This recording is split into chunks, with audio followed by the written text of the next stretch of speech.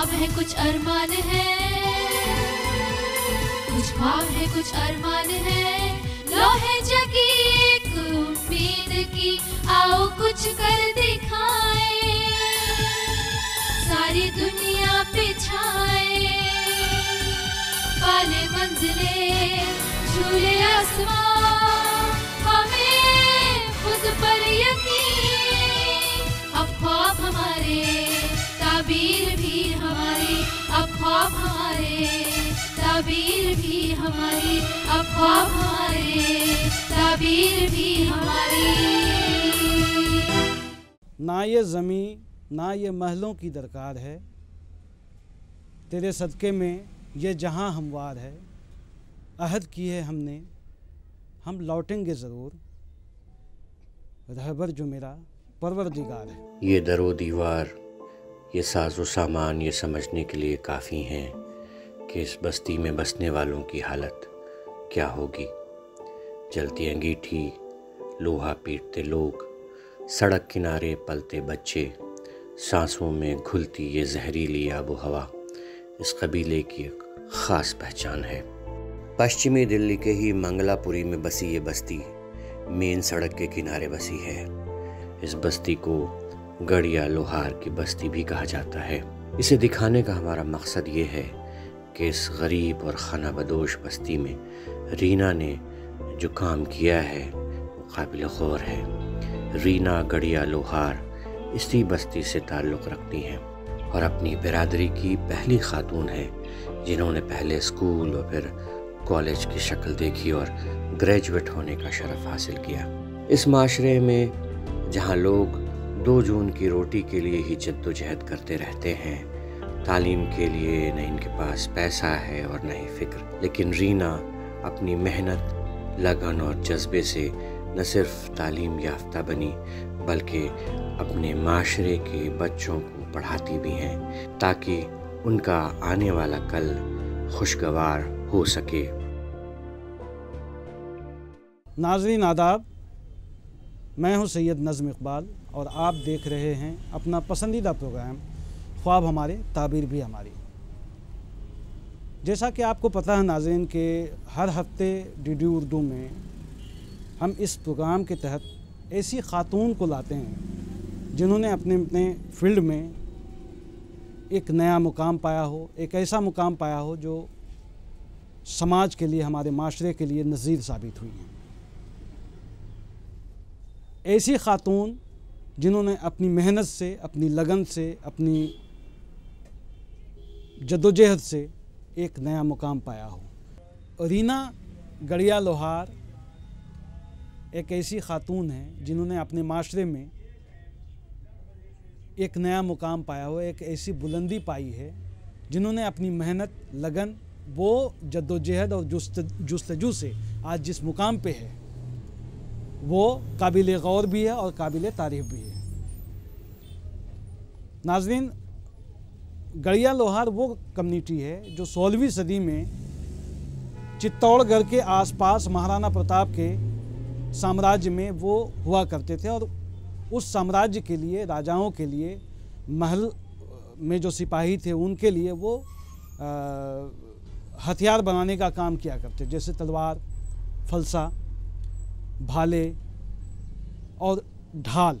तो जब 16वीं सदी में मुग़लों का आक्रमण हुआ और मुग़लों ने सल्तनत विजय पा ली, महाराणा प्रताप के महल में जब कब्ज़ा हो गया, तो लोहार कम्युनिटी ने ये अहद किया, ये कसम खाई कि हम तब तक अपने आबाई वतन लौटेंगे नहीं जब तक हम महल जीत ना लें, मुग़लों को यहाँ से नेस्तनाबूद ना कर दें।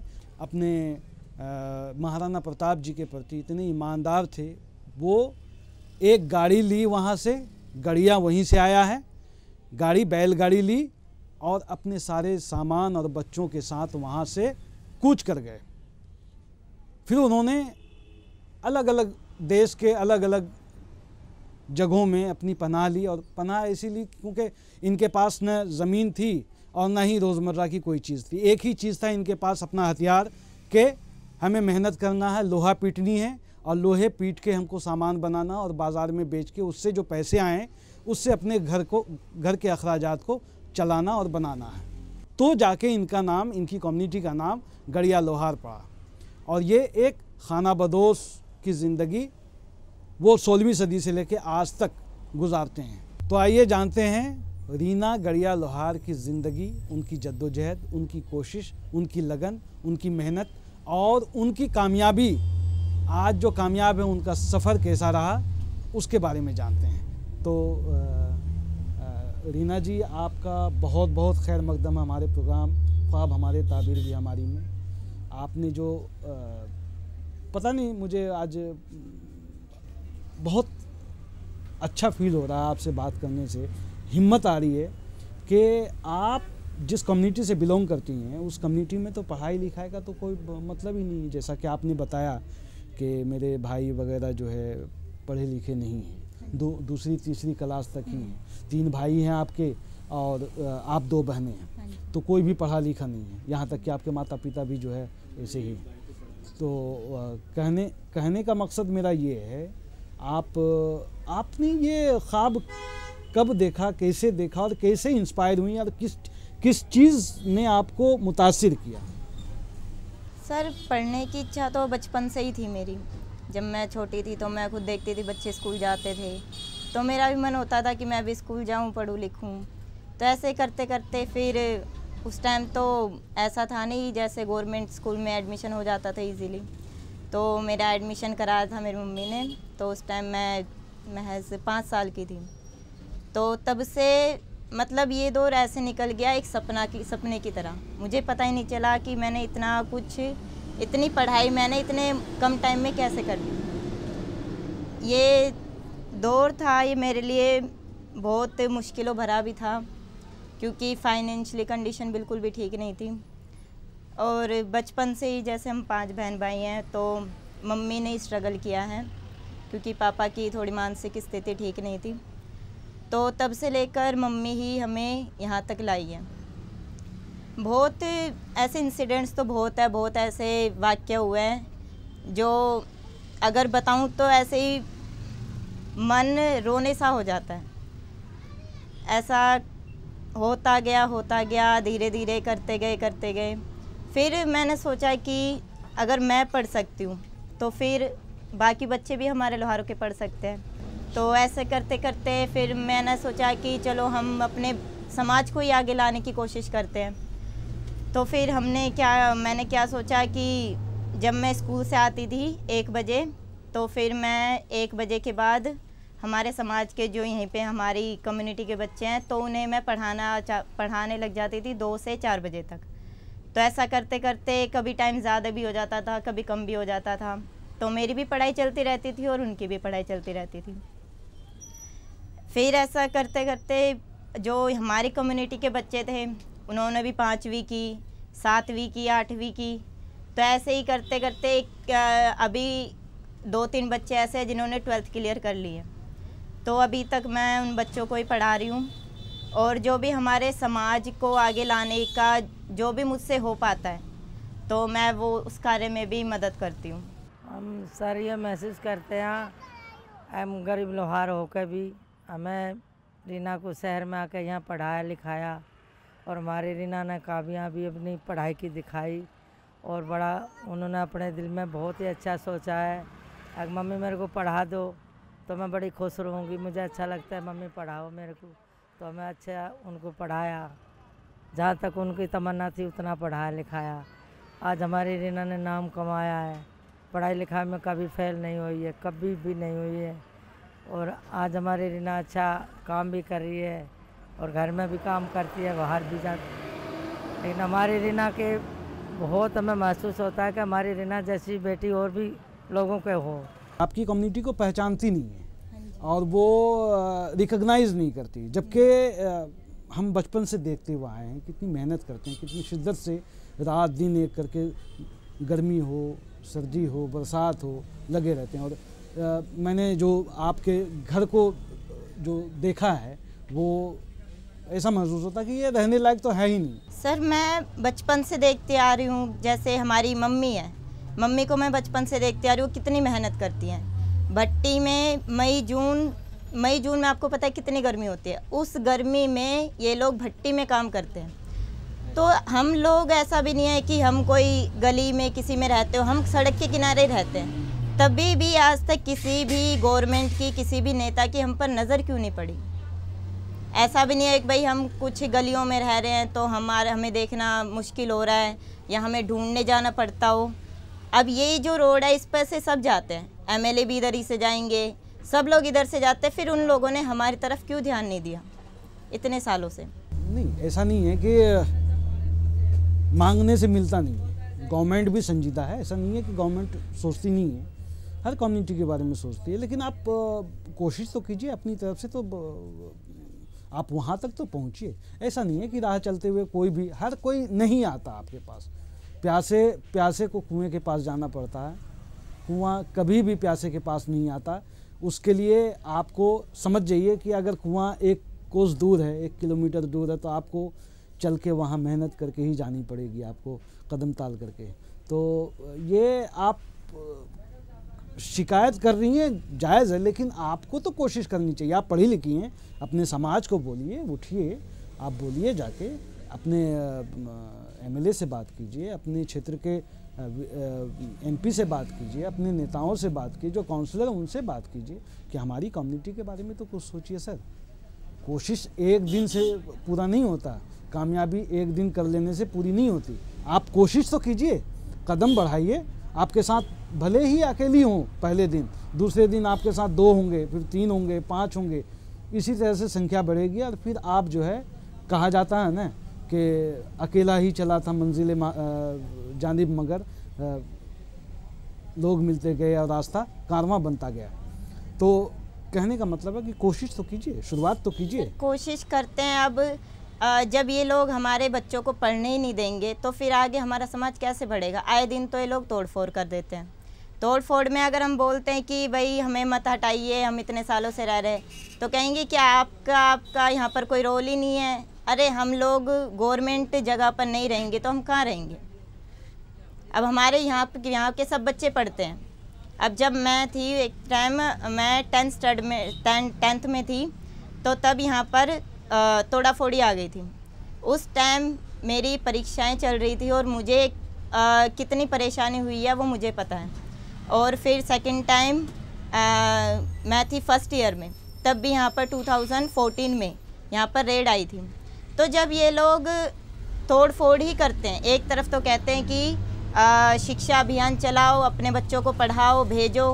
हम जब इतनी मेहनत करके अपने बच्चों को भेज रहे स्कूल, और गवर्नमेंट स्कूल ही है जो नॉर्मली सभी के लिए है, स्पेशली ऐसा तो है नहीं कि भाई गाड़ियाँ लोहारों के लिए है, वहाँ पर भेजता है। जो लोगों को मिलता है वही हमारे बच्चों को मिलता है। तो फिर ये लोग पढ़ने का हमें अवसर ही नहीं देंगे तो हमारा समाज आगे कैसे बढ़ेगा। जब हमारे ऊपर छत होगी, मान लो ये हम रह रहे हैं, हम यहाँ पर भी बहुत खुश हैं, रह रहे हैं, एटलीस्ट हमारे बच्चों को पढ़ने तो दो। हम एक जगह रुकेंगे तभी तो पढ़ पाएंगे। सबसे ज़्यादा परेशानी हमारे समाज की यही है, सब लोग ऐसे ही रहते रोड पे, कोई शिकायत नहीं करते। बस ये उनका ये कहना है कि जब तक हमारे ऊपर छत ना है तब तक हमें यहाँ से ना हटाई जाए, क्योंकि इससे सबसे ज़्यादा हमारे आर्थिक स्तर पर और हमारे बच्चों की पढ़ाई पर बहुत बुरा असर पड़ता है। एक दिन में हम 100 रुपये कमाते हैं, 100 रुपये का खर्चा हो जाता है। मान लो रेड आ गई, 1 हफ्ता खाली बैठे, कौन देगा हमें।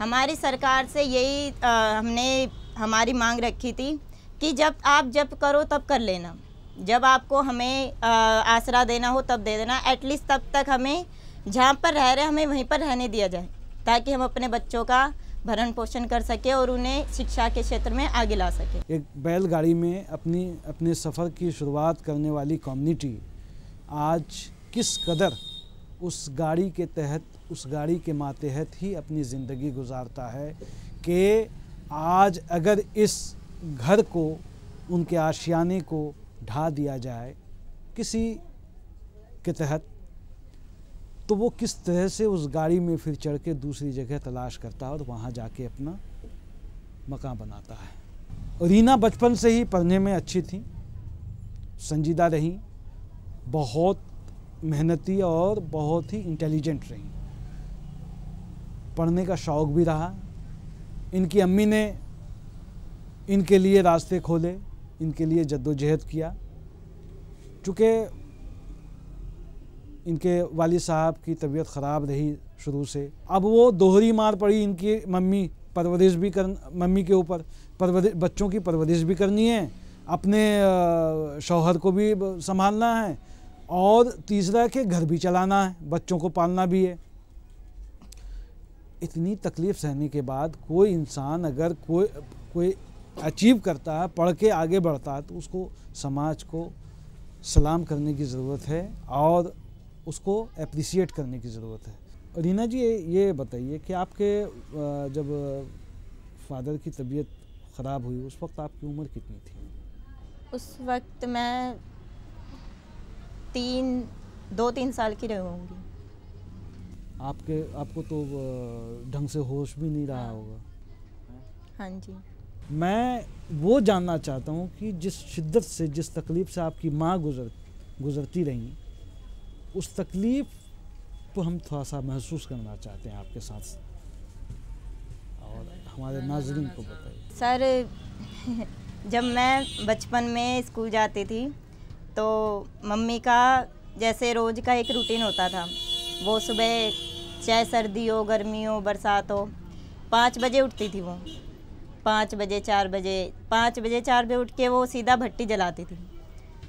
अब भट्टी पर काम करने के बाद जैसे 30 रुपये हो गए, 40 रुपये हो गए, उस टाइम पे 20 रुपये हो गए, तो वो कमा के तो ऐसे मुझे फिर स्कूल छोड़ने जाती थी।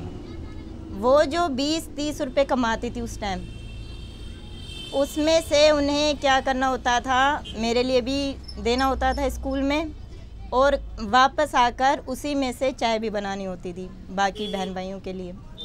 तो ये उनका मतलब डेली का था। उन्हें ये था कि मुझे उठना है क्योंकि मेरी बेटी स्कूल जाएगी, तो उसके लिए मुझे कमाना है। तो उस टाइम जितना भी होता था वो कर देती थी। फिर मुझे स्कूल छोड़ने जाती थी, मेरे लिए जो भी थोड़ा बहुत हो पाता था खाने पीने का वो कर देती थी। फिर मुझे छोड़ने के बाद दोबारा भट्टी पे बैठ जाती थी। फिर उन्हें ये था कि अब मुझे आगे के खर्चे के लिए, जैसे रोटी पानी के लिए भी करना है, तो फिर वो वही करती थी, भट्टी जला के बैठ जाती थी। फिर थोड़ा बहुत जितना भी आता था उससे फिर दोबारा घर का खर्च चलता था। फिर वही मुझे लेने आती थी स्कूल। तो मतलब ये मैंने देखा जब तक मैं 12th में थी, फर्स्ट ईयर सेकंड ईयर यही चलता रहा। ये एक मेरे दिमाग में कि रूटीन, ये जैसे एक बन गया, एक इमेज बन गई, एक इमेज बन गई। हाँ जी, कि ये डेली का ही है, ये होना ही है, ये मम्मी को करना ही है। मुझे बहुत ही अच्छा महसूस हो रहा है। मैं चाहता हूँ रीना जैसी बहन हर एक घर में हो। इतनी समझदार है कि आज दिल्ली में जितनी भी लड़कियां हैं गाड़ियाँ लोहार की, सबसे पढ़ी लिखी जो है वो सबसे पढ़ाई लिखाई में अच्छे लेवल पे इसकी गिनती आती है, और इस चीज़ की मुझे बहुत ज़्यादा खुशी है। रीना बहुत अच्छी लड़की है, उसकी सोच बहुत अच्छी है। वो अपने जैसी सबको बनाना चाहती है, सब बच्चों को पढ़ाती है अच्छे से। वो चाहती है जितनी कोशिश हो अपने जैसा बच्चा सबको बनाए। माँ तो कहा जाता है ना कि माँ के पैरों के नीचे जन्नत है। वो वाकई सही है कि माँ को डिफ़ाइन करना शब्दों में जो है आसान नहीं है। और माँ के दर्द को और ख़ुद के मकान को टूटता हुआ देखना, और जब आप सुबह गई स्कूल और स्कूल से वापस आई तो आपका मकान जो है था ही नहीं, और माँ के दर्द को आप महसूस कर रही हैं, वो मैं इस चीज़ को शब्दों के साथ डिफ़ाइन नहीं कर सकता। मैं ये जानना चाहता हूँ कि आप जो बच्चों को ट्यूशन देती हैं, तो आप अपनी कम्युनिटी के बच्चों को ही देती हैं या आप कम्युनिटी के बाहर के बच्चों को भी? सर, मैं बाहर के बच्चों को भी पढ़ा देती हूँ, जो हमारे जैसे जो नहीं अफोर्ड कर पाते हैं। हाँ जी, तो मैं उनके बच्चों को भी पढ़ा देती हूँ। वेरी गुड, बहुत अच्छी बात है। और इसी तरह से अपना काम खिदमत खल्क करती जाएं, और कोई तो हो इस बयार में, इस माहौल में कोई तो हो जो इस अंधेरे में रोशनी का काम करे। मैं तो चाहूँगा कि अल्लाह ताला आपको और तरक्की दे, और आगे बढ़ें। तो एक चीज़ बताइए कि आपने अपनी ज़िंदगी से क्या सीखा है? सर संघर्ष जो है हमारे जैसे समाज के लिए वो क्योंकि ज़िंदगी से इसलिए बोल रहा हूँ, सीखता तो दूसरों को देख कर है, लेकिन आपकी ज़िंदगी में इतने घटनाक्रम हैं कि बाहर झांकने की ज़रूरत ही नहीं है। जरूरत ही नहीं पड़ी। अगर अपने अंदर झांक लें आप, तो आपके अंदर तो पूरी कहानी बैठी पड़ी है, उसी से ही आपको इबरत मिल जाएगी, उसी से सीख मिलेगी। तो इसीलिए जानना चाहता हूँ कि आपको अपनी कहानी से, खुद की कहानी से क्या सीख मिली? सर एक तो जो शिक्षा है, क्योंकि आज मैं यहाँ बैठी हूँ ये सिर्फ़ और सिर्फ शिक्षा की वजह से ही है। अगर मैं उस टाइम अगर ना पढ़ पाती तो आज ही मैं मेरा समाज ऐसे दुनिया के सामने नहीं आ पा रहा होता। तो जो ये संघर्ष है जो मैंने किया है, जो मेरे परिवार ने किया है, संघर्ष तो एक ज़िंदगी से जुड़ा हुआ ही है और हमारे जैसे समाज के लिए संघर्ष ताउम्र ऐसा ही रहेगा। गरीबी देखी, भूख भी देखी, प्यास भी देखी, बरसात भी देखी, सब कुछ देख लिया। इतनी छोटी सी उम्र में इतना चीज़ें देख लिया कि अब मुझे नहीं लगता कि इससे ज़्यादा परेशानियां मेरे जीवन में आ पाएंगी। मैं भी दुआ करूंगा कि आपके जीवन में इससे ज़्यादा परेशानी ना आए, आप आगे बढ़ें, खुश रहें, ज़िंदगी में अच्छा करें, नाम कमाएं और ख़ुद के साथ साथ अपने वालिदैन की भी खिदमत करें। हमारी ये दुआ है और हमारी ये दिली तमन्ना भी है कि आप अपने वालिदैन की भी खिदमत करें, क्योंकि आपने वो दर्द देखा है। तो अगर आप कुछ मकाम पाती हैं आगे बढ़ के आने वाले कल में, तो अपने माँ बाप को ज़रूर देखिएगा। आपने अपने दर्द के बारे में, अपने शिद्दत के बारे में बताया कि आप किस तरह से अपने हालात से ख़ुद को सींचा और ख़ुद सीखा। आप लोगों की कम्युनिटी की स्टोरी जो है सैकड़ों अखबारों में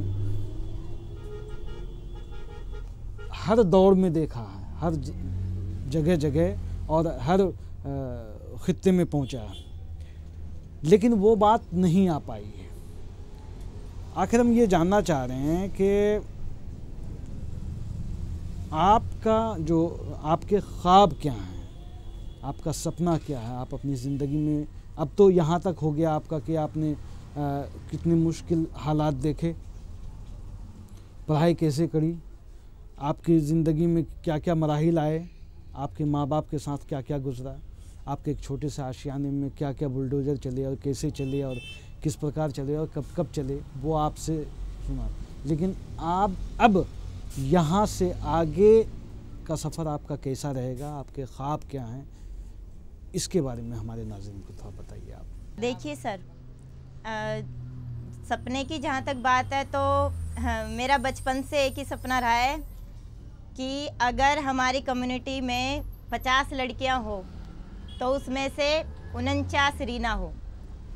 क्योंकि मैंने जो सपना देखा अपनी कम्युनिटी के लिए वो हमेशा ये देखा है कि हर लड़की हर लड़का पढ़ा लिखा हो, क्योंकि शिक्षा ही एकमात्र ऐसा साधन है जिससे हम अपने समाज को आगे ला सकते हैं।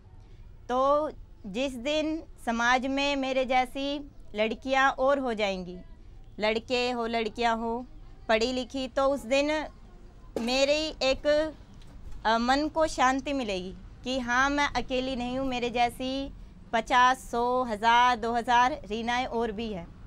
तभी हमारा समाज आगे बढ़ सकता है। और कम्युनिटी की बात करें, जहाँ तक पढ़ाई तो चल ही रही है, वैसे अगर थोड़ा सा हमें गवर्नमेंट से, सरकार से थोड़ी सी सहायता मिल सके कि हमें जब तक हमें स्थायी ना किया जाए तब तक हमारे झुग्गी झोपड़ी को तोड़ा ना जाए, क्योंकि झुग्गी झोपड़ी को तोड़ा जाएगा तो मेरे जैसी हज़ारों रीनाएँ अपनी सपने, अपनी पढ़ाई कभी पूरी नहीं कर पाएंगी। और दूसरा, मैंने जैसे पहले भी बताया है कि जो ये तोड़फोड़ होती है उससे सबसे ज़्यादा असर हमारे आर्थिक स्थिति पर और बच्चों की पढ़ाई पर पड़ता है। तो अगर सरकार हमारे लिए कुछ करना भी चाहती है तो सिर्फ वो इतना करे कि जब तक हमें स्थायी ना किया जाए तब तक वो हमारे झुग्गी बस्तियों को तोड़े ना, ताकि हम बच्चे पढ़ सकें और अपने समाज को आगे ला सकें। आपसे बात करके बहुत अच्छा लगा। इतने दर्द, इतनी शिद्दत, इतनी मेहनत, इतनी कोशिशें और इस तरह की कामयाबी, आपको सलाम है। मैं ये जानना चाहता हूँ अब हमारे नाजरीन को आप क्या मैसेज देना चाहेंगे? संघर्ष तो देखो हमारे समाज को करना ही पड़ेगा जब तक हमारी पहचान नहीं बन जाती है।